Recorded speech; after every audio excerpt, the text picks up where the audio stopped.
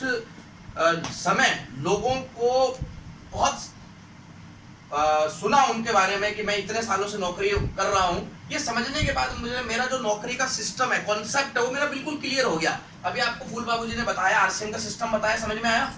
कि भाई पहले बिचौलियों के थ्रू सामान आता था, बिचौली हट गए, डायरेक्ट आने लग गया, तो जो बिचौलियों वाला पैसा था वो हमें मिलने लग गया। यही है ना सिस्टम आरसीएम का। ऐसे ही नौकरी का भी एक कॉन्सेप्ट होता है, और मैं हैरान हूं, मुझे 2 साल नौकरी करके ये सिस्टम समझ में आ गया नौकरी का, और लोगों को 3-3 पीढ़ियां हो गई नौकरियां करते हुए, आज भी ये बात समझ में नहीं आ रही। नौकरी का सिस्टम कहता है भूखा मरने नहीं दूंगा और तरक्की करने नहीं दूंगा। नौकरी चाहे 1,500 रुपए महीने की कर लीजिए, चाहे 1.5 लाख रुपए महीने की कर लीजिए, वो सिर्फ आपका पेट ही भर सकती है, आपकी जरूरतें ही पूरी होंगी, आपकी इच्छाएं, आपके सपने, आपकी ख्वाहिशें उससे पूरी होने वाली नहीं है। और ये 2 साल नौकरी करके मुझे बिल्कुल समझ में आ गया था, और मन में बेचैनी रहती थी, यार कोई ऐसा काम मिले जिससे कि हम अपने सपनों को पूरा कर सके।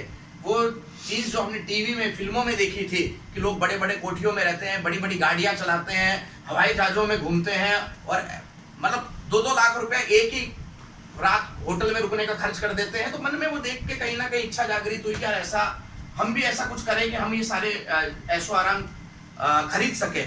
और मैं ऐसा मानता हूं कि जब हम सच्चे दिल से कुछ मांगते हैं तो परमात्मा हमें ऐसे अवसर देता है। उसी अवसर स्वरूप आरसीएम मेरे परिवार में आया।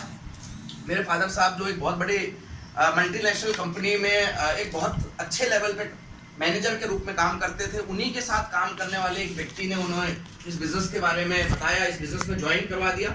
और कुछ मीटिंगें देखने के बाद मेरे पिताजी को इस इंडस्ट्री का बड़ा रूप नजर आया। उन्हें इस इंडस्ट्री में आने वाले 10-20 सालों की सोच पैदा हुई।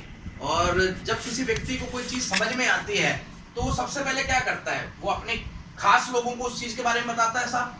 तो मेरे फादर साहब को जब लगा कि ये काम करने लायक है और इस काम का भविष्य में बहुत बड़ा रूप हो सकता है, तो उन्होंने सबसे पहले मुझे अपनी टीम में ज्वाइन करवाया, और उनके कहने पे मैं जुड़ गया। ईमानदारी से बताऊं, ऐसा नहीं है कि मैंने धोनी की तरह आते चौके छक्के मारने शुरू कर दिए, लेकिन उनके विश्वास ने मुझे ताकत दी इस काम को समझने की, और इस इंडस्ट्री की खूबियों से प्रेरित होकर इस इंडस्ट्री को जानने के बाद, इस इंडस्ट्री के काम करने के तरीके को समझने के बाद मैंने एक डिसीजन लिया आज से 14 साल पहले कि मैं इस काम को full time as a career करूंगा। और मैं जॉब जो करता था वो मैंने जॉब छोड़ दी और इस काम को फुल टाइम करने का मन बनाया। ईमानदारी से कहना चाहता हूँ, डिसीजन आसान नहीं था, निर्णय आसान नहीं था, ना 14 साल पहले आसान था, ना आज आसान है। क्योंकि जब एक व्यक्ति और एक युवा व्यक्ति जब अपने कैरियर की तलाश में निकलता है तो वो डॉक्टर बनना चाहता है, इंजीनियर बनना चाहता है, वकील बनना चाहता है, जिसने अकाउंट्स की पढ़ाई करी है वो अकाउंटेंट बनना चाहता है, यहाँ तक कि रिश्वत देख के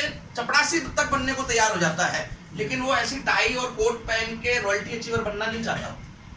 चाहता है क्या साहब? No. मैं भी नहीं चाहता था, लेकिन मेरे फादर साहब के विश्वास ने मुझे ताकत दी कि यस, इस काम को करेंगे दोनों मिलके। और मैंने फुल टाइम इस काम को करने का डिसीजन लिया। कुछ मीटिंगों में गया, कुछ सेमिनार्स में गया, कुछ चीजें मुझे समझ में आने लगी, और धीरे धीरे चीजें चेंज होती चली गई। और आज परमात्मा की दया से आलोक सर जैसे अच्छे साथी मिले, उसके बाद फूल बाबू जी मिले, और बहुत सारे सैकड़ों अच्छे साथी मिले, लाखों लोगों की टीम तैयार हो गई, और आज एक बहुत अच्छी इनकम इस बिजनेस से मैं प्राप्त कर रहा हूँ। लेकिन ऐसा नहीं है कि डे 1 से ही मैं इस काम को लेकर इतना सीरियस था। शुरुआत में मैं भी, क्योंकि मैं एक आम आदमी था, आम बैकग्राउंड से आया था, मेरे दिमाग में भी वो सारे डाउट, संदेह और वो गलत फहमियां चल रही थी जो एक आम आदमी के दिमाग में चलती हैं कि ये काम चलेगा कि नहीं चलेगा, लोग जुड़ेंगे कि नहीं जुड़ेंगे, पैसा आएगा कि नहीं आएगा। और सबसे बड़ा डर जो मेरे अंदर बैठा हुआ था वो ये था कि कहीं ऐसा ना हो जाए 2-4 हजार चेक आ जाए, 1-2 बार चेक आ जाए 2-4 हजार का, और फिर पूरी जिंदगी थाना कोर्ट कचहरी के चक्कर काटने पड़ जाए। ऐसा डर रहता है कि नहीं रहता साहब?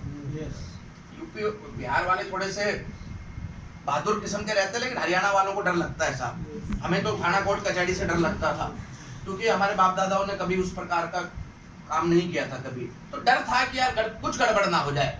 लेकिन इस काम को समझते जैसे जैसे इस काम की गहराई में गए तो पता चला कि इसमें ऐसा कुछ भी नहीं है। एक नंबर का ईमानदारी भरा काम है, और ये काम आज से नहीं चल रहा। इस काम को चलते हुए लगभग 70-80 साल हो गए हैं, और सिर्फ हिंदुस्तान में नहीं, दुनिया के 200 से ज्यादा देशों में इस प्रकार के काम चल रहे हैं। और चल ही नहीं रहे, लाखों करोड़ों लोग, आज 700 करोड़ लोग हैं पूरी दुनिया में आबादी, जिसमें से लगभग 80-90 करोड़ लोग पूरी दुनिया में आज की डेट में अपने जीविका इस तरीके से डायरेक्ट सेलिंग इंडस्ट्री से अर्जित कर रहे हैं। तो लगा कि यार पूरी दुनिया में जो काम चल रहा हो धीरे धीरे धीरे कभी ना कभी हिंदुस्तान में भी वो काम पॉपुलर होएगा। और आज समय ऐसा आ गया है कि हिंदुस्तान की सरकार, हिंदुस्तान का पढ़ाई सिस्टम, एजुकेशन सिस्टम, हिंदुस्तान का समाज इस काम को एक अच्छी दृष्टि से देखना शुरू कर चुका है। लेकिन ये सारा परिवर्तन मेरे जीवन में कब आया और मैंने इस काम को करना क्यों शुरू किया, उसके बारे में मैं आपके साथ अपनी अनुभव जरूर शेयर करना चाहता हूँ।